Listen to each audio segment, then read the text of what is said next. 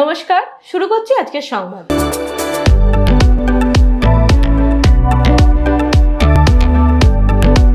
বৃহস্পতিবার দুপুরে Nabadwip Ghat rail station পর্যন্ত ব্রডগেজ লাইন নির্মাণ ও ট্রেন চালানোর দাবিতে বিডিও অফিসের সামনে বিক্ষোভ ও ডেপুটেশন কর্মসূচির ডাক দেন নবদ্বীপ ঘাট রেল স্টেশন বাঁচাও কমিটির সদস্যরা।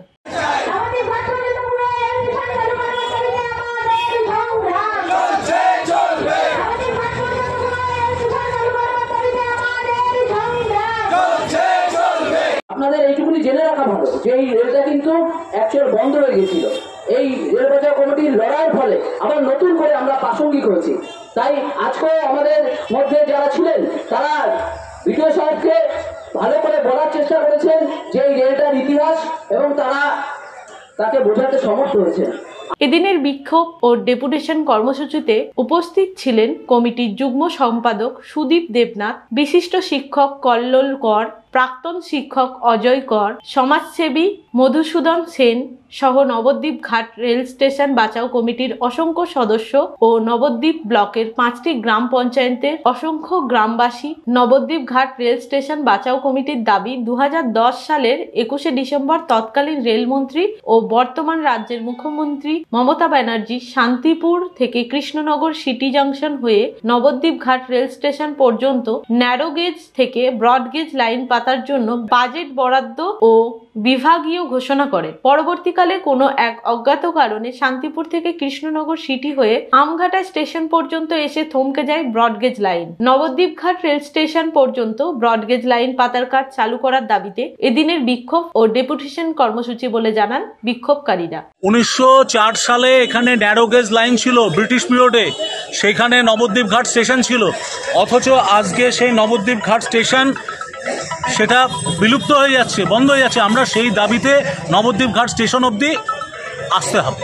এই রেল আমঘাটা অবধি এসে থেমে থেকে বাইফার্কেট হয়ে যাওয়া, এটা আমরা মানব না। আমাদের পুরনো আদি যে স্টেশন নবদ্বীপ ঘাট স্টেশন, সেটা আমরা চাইছি, এটা আমাদের দাবি, এটা আপামর জনসাধারণের দাবি, জাতি বর্ণ ধর্ম সমস্ত কিছু নির্বিশেষে আমাদের এটা দাবি। আমার নাম কল্লোল কর, আমি একজন শিক্ষক, এটাই আমার পরিচয়।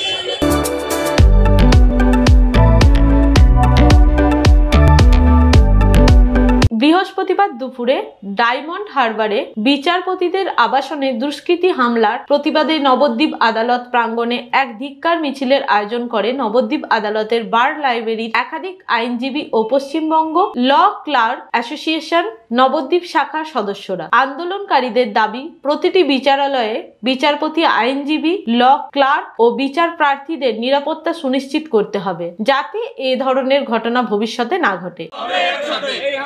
বিরুদ্ধে লড়তে হবে একসাথে। গণতন্ত্রের উপর বিতস্থান অন্যতম, গণতন্ত্রের অন্যতম বিতস্থান আদালতের উপর অত্যাচারকারীদের বিরুদ্ধে লড়তে হবে। হামলাকারীদের জানাই ঠিক ঠিক ঠিক ডায়মন্ড হারবারের সম্মানীয় বিচারকদের আবাসনে হামলাকারীদের জানাই ঠিক ঠিক ঠিক। এদিনের ধিক্কার মিছিলে উপস্থিত ছিলেন বার লাইব্রেরির পক্ষ থেকে আইনজীবী অতুল রয় সহ অন্যান্য আইনজীবী এবং Paschimbanga law clerk association Nabadwip শাখার সম্পাদক সুশোভন ব্যানার্জি সহ অন্যান্য সদস্যরা। আজকে আমাদের মূলত যেটা ডায়মন্ড হারবারের বিচারপতিদের আবাসনে যেভাবে দুষ্কৃতকারীরা হামলা করেছে এবং অতর্কিতভাবে যে হামলা করার ফলে আজকে আমাদের বিচার ব্যবস্থার একটা কালো দিন হিসাবে আমরা ধরছি। কেননা সাধারণ মানুষ বিচার পাওয়ার জন্য বিচারপতিদের কাছে আসে, বিচারালয়ে আসে।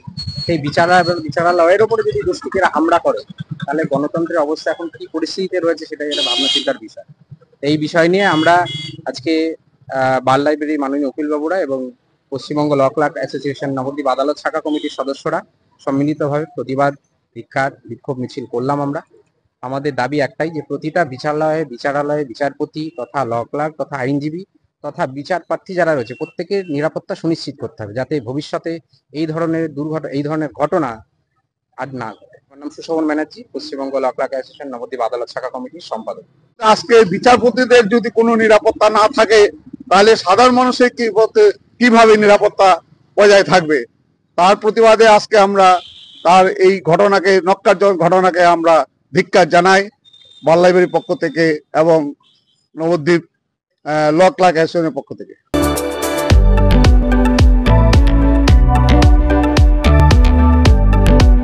গাছের ডাল কাটাকে কেন্দ্র করে মারপিটের ঘটনায় আহত হন 6 জন। এই ঘটনাটি ঘটেছে পূর্ব বর্ধমান জেলা মন্তেশ্বর থানা পুটসুরি গ্রাম পঞ্চায়েতের অন্তর্গত হাজরাপুর মথুরা গ্রামে। এই ঘটনায় সন্ন্যাসী সিট, রবি সিট, অশোক সাঁতরা, তুলসী সাঁতরা, চুমকি সাঁতরা ও বাসন্তী সাঁতরা আহত হয় বলে জানা গেছে। খবর পেয়ে ঘটনাস্থলে দ্রুত গতিতে পৌঁছে যান মন্তেশ্বর থানার পুলিশ ও বাড়ির লোকজন। আহত ব্যক্তিদের উদ্ধার করে মন্তেশ্বর প্রাথমিক স্বাস্থ্য কেন্দ্র চিকিৎসার জন্য নিয়ে আসেন। মন্তেশ্বর প্রাথমিক স্বাস্থ্য কেন্দ্রের কর্তব্যরত ডাক্তারবাবু সকলকে প্রাথমিক চিকিৎসা করার পরে রবি সিট ও সন্ন্যাসী সিটের অবস্থা গুরুতর হওয়ায় বর্ধমান মেডিকেল কলেজ হাসপাতালে স্থানান্তরিত করেন। হসপিটালে সূত্রে জানা গেছে সন্ন্যাসী সিটের বাঁ পায়ে আঘাত লাগে ও রবি সিটের মাথায় চোট লাগে বলেই জানা যায়। এই ঘটনায় উভয় পক্ষকে গ্রেপ্তার করেছে মন্তেশ্বর থানার পুলিশ। বেগুন গাছ আছে ছোট ছোট, দিয়ে আমাদের জায়গায় গাছ, ওদের বড় বড় গাছ আছে সাইডে, গাছগুলো ফেলছিল। দিয়ে ফেলার জন্য আমরা বললাম যে গাছগুলো ভেঙে যাবে, তা এদিকে গাছগুলো কেন ফেলছো? যে সেটা আমার শাশুড়ি বলেছে ওরা এসেটিয়ে মানে প্রথম থেকেই জায়গা জায়গা করে ঝামেলা আসছে ড্রেন কাটা নিয়ে। সেইটা থেকেই ওরা আবার রেগেছিল, সেইটা থেকেই এসে বলছে মারবো ধরবো করছে, মানে ওরা খিস্তি খাস্তা করছে। আমরা দুই অবস্থায় ঝগড়া হচ্ছে, ওরা 4 জনেই লাঠি নিয়ে বেরিয়ে এসছে। কারা মারলো বেশ আমি বলছি তাদের নাম কি? আচ্ছা, ওরা মেরেছে সন্ন্যাসী সিট আর রবি সিট, আর ওদের বউদের নামগুলো আমি জানি না ঠিক। কাকে মারলো? আমার স্বামীকে, আমার শ্বশুরকে, আমার শাশুড়িকে। এবার আমরা আটকাটি করতে গেছি, আমাদেরও 2-1 লেগেছে। আপনার শ্বশুরের শাশুড়ির নাম কি? আমার শ্বশুরের নাম তুলসী সাঁতরা, আর শাশুড়ির নাম বাসন্তী সাঁতরা, আর স্বামীর নাম হচ্ছে কি অশোক সাঁতরা। আর আপনার নাম? আমার নাম চুমকি সাঁতরা। আপনি কি থানায় অভিযোগ করবেন? আমি থানায় অভিযোগ করবো, আমি সব ভিডিও করে রেখে দিয়েছি। আমার স্বামী টোটো নিয়ে আসছিল, ওকে গিয়ে অ্যাটাক করেছে, আমি ভিডিও করে রেখে দিয়েছি। ওরা 4 জনই প্রথমে লাঠি বার করেছে, এবার আমাদের মারতে এলে আমরাও তো মারতে যাবো, আমাদের ফার্স্ট মারতে এসছে ওরা, তারপরে আমরাও 2-1 ঘা মেরেছি। ডাল কেটে আমি ওখানটা সবজি মসজি লাগাবো বলে নিচে ডাল কেটে দিয়ে ওর এইখানে সাইডে বেঁধেছে, দিয়ে ওর বউ মাছ ধরতে গিয়েছিল মাঠে, দিয়ে বাড়ি এসে দিয়ে তার ডাল দিয়েছে, বলছে তোরা থানায় যাবো। দিয়ে আমি বলছি থানায় যাবে এই যাবে, তা আমি তো ডালগুলো তো আমি সরিয়ে নিচ্ছি। দিয়ে মারপিটে বলো না বলি আমি তখন এই কথা বলছি, আর ওর খুশকি কুমারি করে তার গাল গালাগালি দিয়ে তার নাম লক্ষ্মী সাঁতরা। সে এসে বলছে যে আরে তোরা অশান্তি এসে ঘরে করছিস না। আমি তখন ওদের ঘরে সব দিয়ে আমি তখন বলছি যে দুপুরবেলা অশান্তি করো না, তো কে করো, আমি তো ডাল তো নিজে আমি সরিয়ে নিচ্ছি, অশান্তি করে তোমার কটা ডাল তোমার এই গাছ চাপা পড়েছে কি হয়ে যেতে।